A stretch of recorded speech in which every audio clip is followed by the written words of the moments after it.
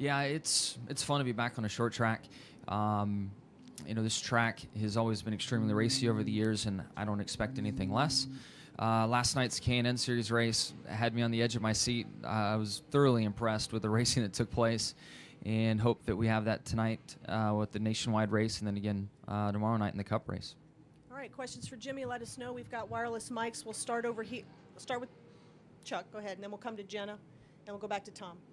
Chuck Howard, NASCAR Media Group. Jimmie, we know your confidence level at this track. Next week you go to a track where your confidence level is very high. 2 wins there, 2 second-place finishes, and 4 poles. You talk about why your confidence level is so high at Talladega. Obviously, those numbers give you the reason to be confident. For a minute there, I didn't know which track we were going to, so I'm glad you mentioned Talladega. That was going to be my first question, is where do we go next week? We've been hit or miss here, so I'm very hopeful that we're on. But Talladega is always fun, especially this time of the year when we get there during the chase. If you're in the chase, it's just a really stressful event. But with the rules as they are, it should be exciting, and we should see a lot more pack racing and put on a great show for everybody. Jennifer, AP, first question's not all that serious. Your video with Travis Pastrana, funny and yet disturbing. I don't disagree. Number one, how come you didn't wear a Speedo or take your shirt off? Number two, who made the script? What was the thinking behind that? How did that all come about? As you can see, there's very little planning that went into making that film. Although Travis and I spoke about it right around his announcement. It's been a while. I mean, his hair grew from where it normally is to that big mop he had been sporting for a while. And we just couldn't sort out the exact time to tape.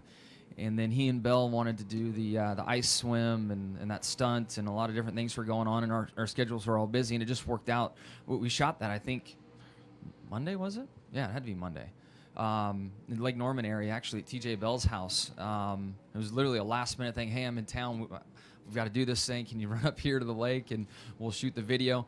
And I did my spots. I read this really makeshift script, what was going to happen, and then the editing version started to come through. And there's only 2. I saw version 1 and then version 2. So it was very loosely done, and just to have some fun.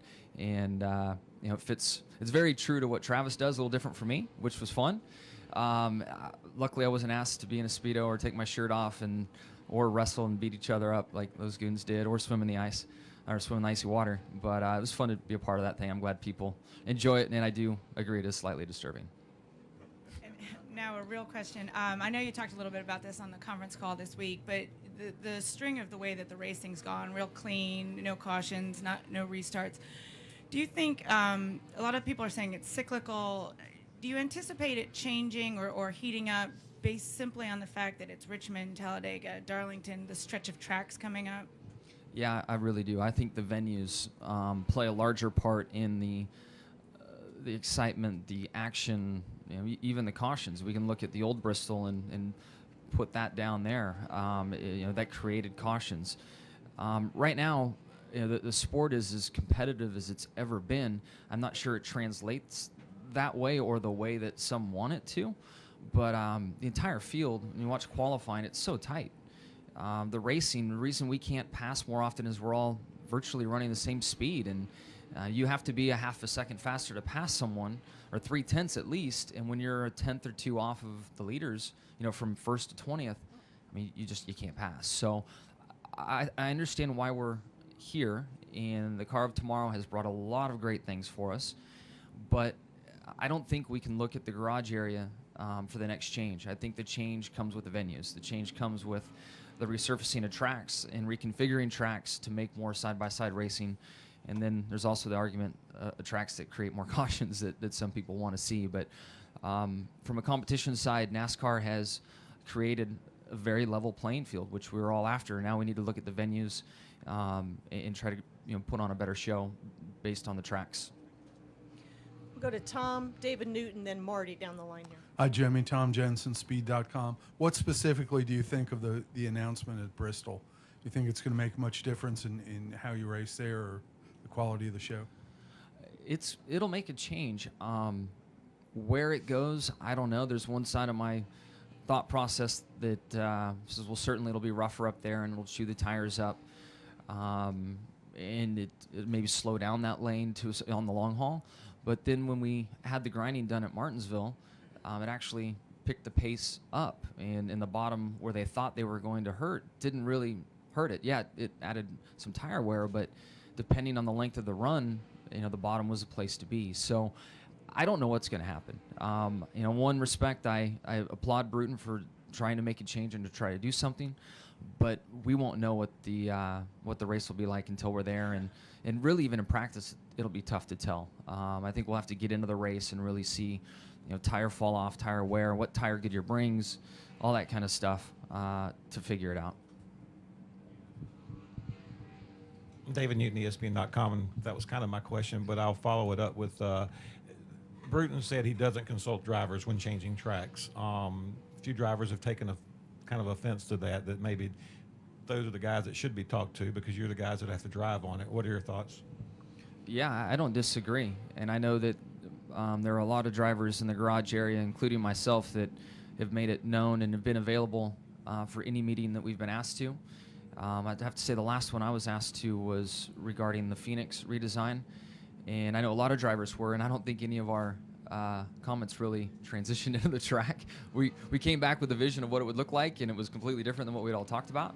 I know I was a part of some discussions with the Michigan repave and some safety deals with the walls, some areas to look in. But we're all available and open, and would love to give our opinions when asked. But I wasn't asked on this one, and I wasn't asked about Kansas. So you can only give responses when you're asked. So go with Marty. I kind of have a follow-up too, but first, what's it, Marty Smith, ESPN, when you feel like you have victory in the bag, you're going to win a race, and you get sent, and somebody else wins because you were wrecked. What is the challenge like to overcome that and put it behind you? If the guy that sent you wins, anger is really high. If there is some sweet revenge that takes place and he gets caught up or taken out, you feel a little bit better about it, but it just depends on history. If it's been building, you might head over there and try to sort it out, maybe inside the truck, avoid some fines, or you just file it away and you wait for your chance on track. There's a lot of different approaches. What quick follow-up. What do you remember from, I know it's a long time ago, I know, 2008 when Kyle Busch wrecked Earnhardt here. What do you remember about the way Junior responded to that? Put on your thinking cap, Johnson. I hate thinking. I can't remember their exact. I think Junior was pretty cool about it, if I remember right. Just kind of a racing thing into turn 3, air off the 18, got up into the 88. I remember the reaction from the fans was far more impactful than the reaction from Junior. Yeah. Okay, we'll go to Monty over here, then we'll come right here, and then back to Steve. Go this side of the room. Monty Dutton, Gaston Gazette. Jimmie, you're in a stretch where you've been really, really fast and look like you're in position to win, but a variety of things have happened to prevent that. And I just wondered, from the period of time that you won 5 straight championships, there were always people who said, what goes around comes around, the law of averages is going to catch up. Do you feel like in some ways you've sort of lost, I don't know, not the skill, nothing, but just like things haven't gone your way and it's sort of kind of come around again, that you sort of paid for every good break you had in 5 years of championships? Man, there are some instances where that does cross my mind, but my mindset from when I started and through the championships and still now is if you run in the top 5, especially the top 3, week after week, you're going to win your fair share of races. And I fully believe in that statement. And although there are times I've left the track disappointed with a 2nd or a 3rd or whatever it may be, or 12th at Martinsville because I felt like we had a good shot at it, I still really believe in that philosophy, and I'm very happy with how we're running and the speed we have in our cars. But over the stretch of my career and during those 5 championships, I think back to races where things certainly went my way. And to win 5 in a row, you need some things to stack up and go your way. But you know, I do drive a guy's race cars that believes you create your own luck. So my mind does wander off into kind of the luck side of things at times. And then I deal with Chad, and he's all about you create your own luck. You know, there's a lot of mechanical things that take place and physical things that take place. There isn't any luck involved. So at least not in the long run. You're right. Hey, Jimmie. Kim Robertson, Insider Racing News. There's been a lot of discussion about bringing the younger crowd into racing, the fan base, especially with Travis racing tonight. What is your first memory of going to a race? Was it a short track, large track, and why did it stick with you so much? My first memories are really going to the motocross track and riding in my own races.